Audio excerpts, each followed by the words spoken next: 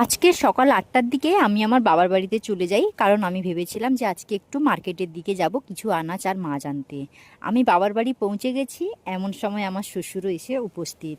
আমার শ্বশুর বলছে আমি গেছিলাম বাড়িতে, কেউ নেই, তালা বন্ধ।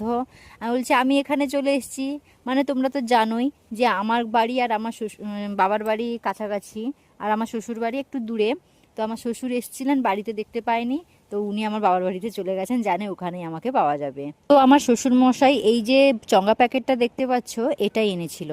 আর সাথে এনেছিল আম, মুসম্বি, আর বাচ্চাদের জন্য কোল্ড ড্রিঙ্কস, কেক আর চকলেট। তো সেগুলো তোমাদেরকে দেখাতে পারলাম না, কারণ বাড়িতে অনেকগুলোই চিল্লার পার্টি ছিল, সেগুলো শেষ করে দিয়েছে।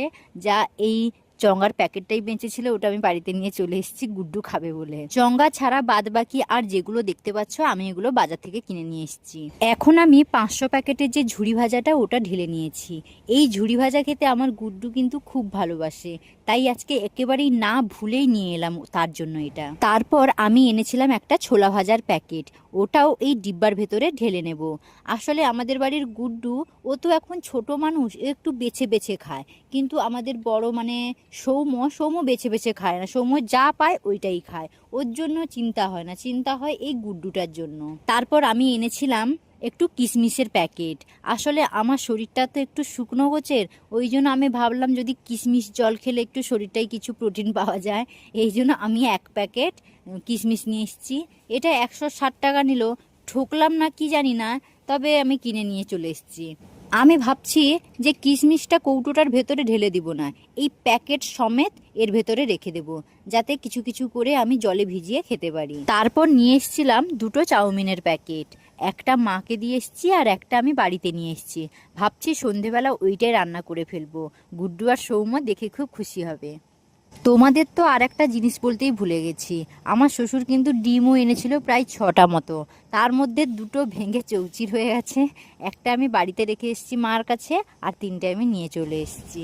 আর একটা জিনিস দেখাই, এই যে বেল, এই বেলটা গাছের নিচে পড়েছিল, আমি তুলে নিয়ে এসেছি। এখন আর খাবো না, কারণ আমি বাবার বাড়িতে ডাব খেয়ে এসেছি। কালকে দেখি এটা শরবত করে খাবো। ওই যে ফাটা ডিমটা ছিল ওটা আমি ফ্রিজের ভেতর রেখে এসেছি, কারণ সন্ধেবেলা তো তোমাদের বললাম আমি চাউমিন করব, সেই চাউমিনের সাথে দিয়ে দেবো আর একটা সাথে ডিম দিয়ে। তো ইভিনিং, সবাই কেমন আছো? আশা করি সকলে খুব ভালো আছো।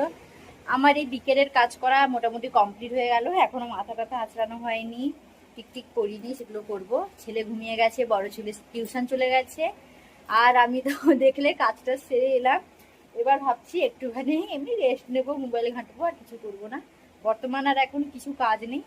যা রাত্রিরে আমি ভাবছি যে চাউমিন নিয়ে এসেছিলাম ওইটাই করব, কারণ আমার গুড্ডু আর সৌম্য দুজনেই চাউমিন খেতে খুব ভালোবাসে।